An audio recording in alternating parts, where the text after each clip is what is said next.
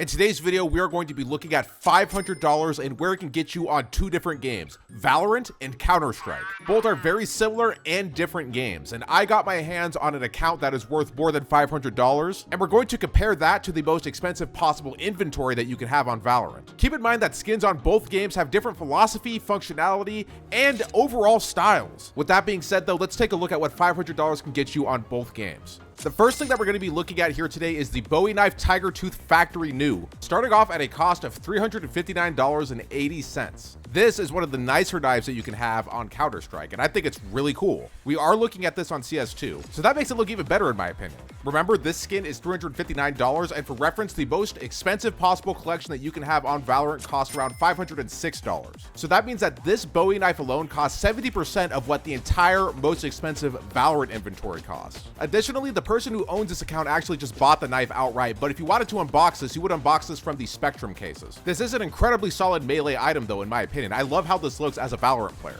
This is what $500 can get you on Counter-Strike. Let's see what $500 can get you on Valorant.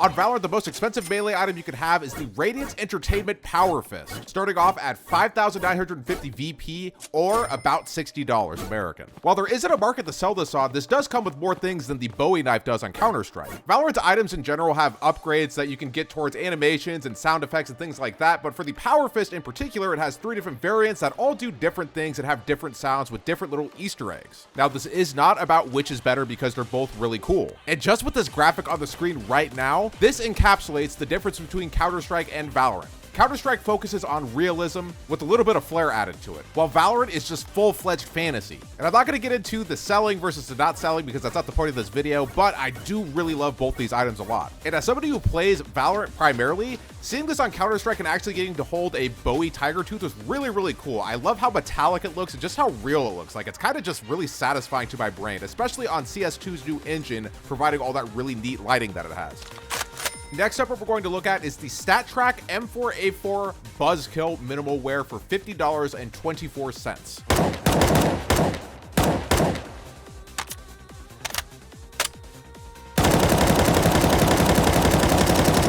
Now, I really dig this for a number of reasons, but we have to first talk about the fact that this is a StatTrak as well, which is something that Valorant does not have. Also, we started off with generally what will be your most expensive item being your melee. The general parameter for this video is $500, and we are now getting down to things that are going to be similarly priced on both Counter-Strike and Valorant. Buzzkill M4A4, about 50 bucks.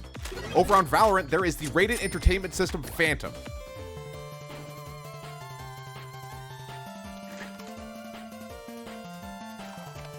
Costing 2,975 VP or about $30 American. This skin comes from the same set that the Power Fist comes from, being the Radiant Entertainment System, so it has the same variants, same sound effects, and even a finisher.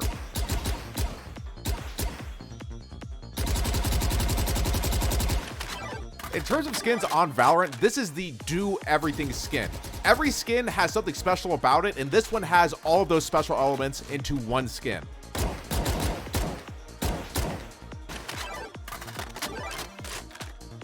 All of you need to stop fighting in the comment section right now because they're both cool games, dude. I like video games, and I know that you guys do too. Valorant skins definitely do a lot more cool stuff than Counter-Strike skins do. But that's not to discount the M4A4 on the screen currently because I think it's a really cool color. Again, I just love how realistic everything is, and I also love that it matches the gloves. And speaking of gloves, let's talk about some peripheral items on both Counter-Strike and Valorant. These are the Driver Gloves Overtake Well Worn, coming in at a price of $101.05. And we've been wearing these the entire video. Gloves are rare in terms of unboxing them the way that knives are. However, they are a newer addition to the game, being added to CSGO in 2016. And in this particular video, outmatches Valorant because Valorant does not have anything like this. Something else that Valorant doesn't have is also agent skins. And in this one, we're looking at Resin the Ready. Not a particularly fancy agent skin, but it is one that is worth $2.45. This is definitely something that Valorant could really benefit from, and I think think it would be really cool to see. They released this photo a really long time ago of Sage, and in my opinion, this is just how she should look, which is exactly why this should be in the game as an agent skin.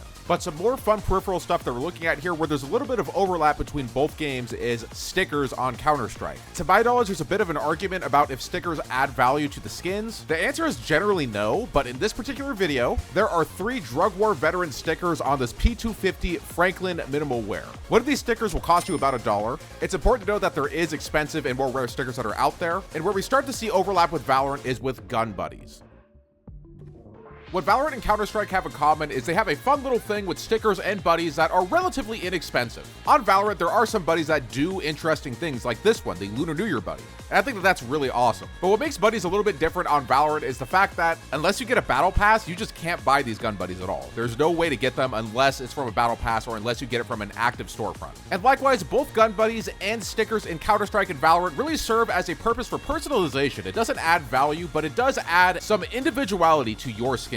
And while you can buy or unbox stickers on Counter-Strike, there are some buddies on Valorant that you just can't get at all, like the Riot buddy where you have to know a developer, and all of the premium buddies that you have to buy while they're in the store.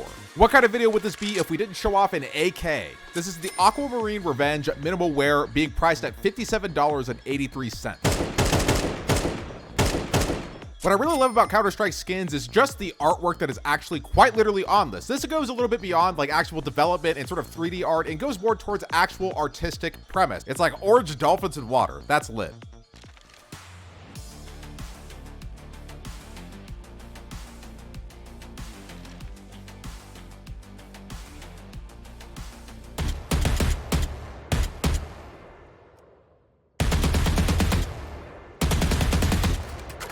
On Valorant, we have an actually pretty new skin that just came out into the game at the time of this video, and that is the Champions 2023 Vandal. And in terms of comparisons to Counter-Strike, this one is a pretty interesting one on Valorant because it is a quote-unquote rare skin. This only comes into the store and stays in there for X amount of time, that it never comes back and there's no way to ever get it again.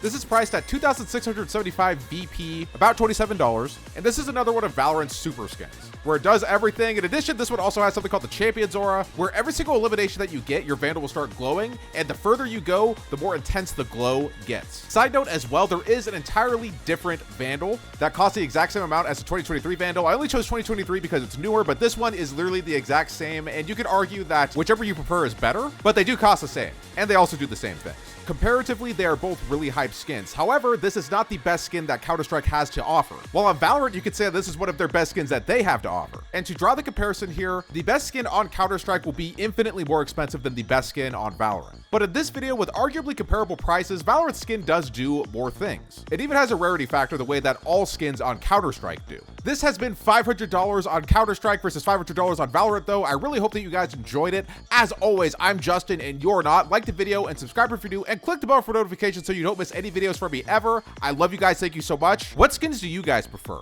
And do you think it's possible to like both the way that I do? Leave your comments down below and give me your opinions on both game skins. Cultivate, let that word go and resonate. Dominate your mind. If you need me, I can demonstrate. Synthesize the rhythm and forget about your mistakes. Let it go, let it go. Cultivate, let that word go and resonate. Dominate your mind. If you need me, I can demonstrate. Synthesize the rhythm and forget about your mistakes. Let it go, let it go.